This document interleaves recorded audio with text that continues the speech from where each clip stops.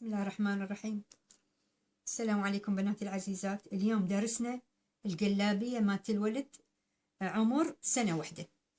هي القلابية تفرق عن الدجاجة، يعني من صدق الدجاجة بهواي، لأنه يصير ردانها متصل وياها، الجوانب تصير بالخصر، هاي القطعتين اللي تنجمع على شكل مثلث هم ما موجودة، فما تشبه لها. اكو من الخلف اسمها شمسية هم ما موجودة. هنا عندنا ردان متصل، والرقبة تصير مسطرة، تصير وحدة على وحدة من غير دقم. هذا كل الموديل مالها. إن شاء الله هسه أراويكم شلون يتسوى. ناخذ قطعة القماش، طولها شبر، شبرين، 3. هاي الطول. من بعد ما طبقناها 4 طبقات، لا تنسون. العرض شبر و3 أصابع عرضها. نجي نقيس كتف الطفل. احنا عندنا كتف الطفل هسه. من بعد ما قسنا الكتف المفروض ايش قد يكون، كتف مال الطفل نفسه نخليه هنا على مود نشوف ايش قد متبقي حتى نخليه للردن. نبدي شغلنا اول شي يصير يمل حفرة الركبة. حفرة الركبة حوالي صبع بالنسبة للطفل، احنا مو بالكبير 2، صبع واحد، وندخل 3 صبع من هنا. نبدي نحفر حفرة الركبة، 1 ب2. بهاي شغلنا. مثل ما قلت لكم، نسيت قلت لكم 1 ب2 ب3. اللي هذا قلت 2 هو 3. 1 ب3 العرض مال حفرة الركبة. الردان متصل، ما يحتاج بعد احنا نخلي خياط ولا نقص النزلة مالت 1 سنتيم اللي بالدشاديش البقية اللي علمتكم عليه. بس كل ما هنالك نجي هنا ننزل فتر ما بين هذا الصبع وهذا الصبع، هذه اسمها فتر. نجي نقص على شكل مائل.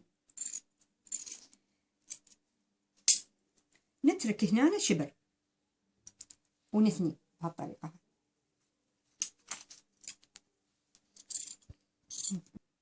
حبيباتي، الركبة الخلفية تبقى نفس وضعيتها 2 ب3، بس الأمامية نقصها على شكل 7.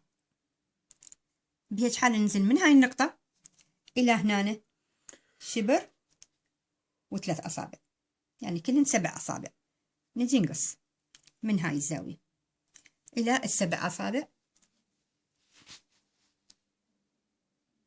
صفر 1 ب1. هاي تبقى على حطتها. هذني نجي نقصهم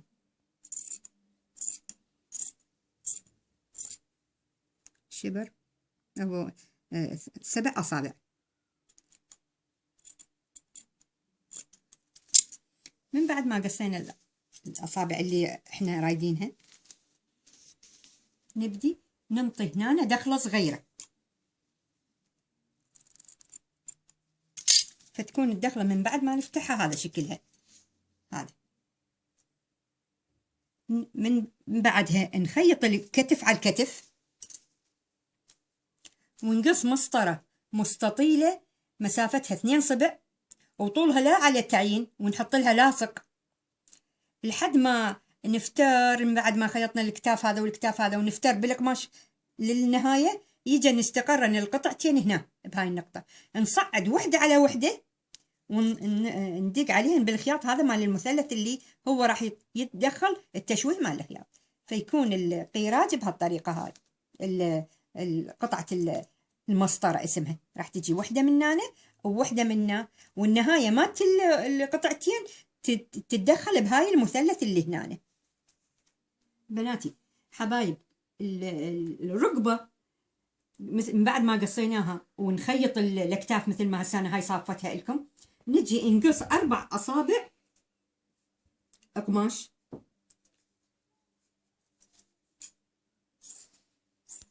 هاي القطعة نخلي لها لاصق. إذا كان ملون القماش تخلوا لها أي لاصق أبيض، وإذا كان أسود تحطون لاصق أسود. تثنونها بهالطريقة هاي. من بعد ما تخلون اللاصق وتجون تخلون من هاي النقطة مالت 7 مالت الركبة اللي قلت لكم عليها، هاي المثلثة، من هاي النقطة، وتجون تفترون تفترون لحد النهاية، تنتهون لحد هاي النقطة. نرجع للمثلث الثاني يعني مثل هاي من هنا، وننتهي بهاي ونقص زيادة عن اللازم حوالي 7 منا زيادة ومنا زيادة حتى تصعد وحدة على وحدة. بعدين من ورا ما نخيطها ندخلها من جوا وننجمع وحدة على وحدة بهالطريقة هاي حتى يلتقن سوا على شكل 7 بهالطريقة هاي. ومن جوا ندفن الخياط مال هاي الثنين بهاي المثلثة اللي قصيتها لكم، وبعدين تكفون الرقبة وتسدون الجوانب. وإن شاء الله هاي مفهومة، وأي سؤال قلوا لي.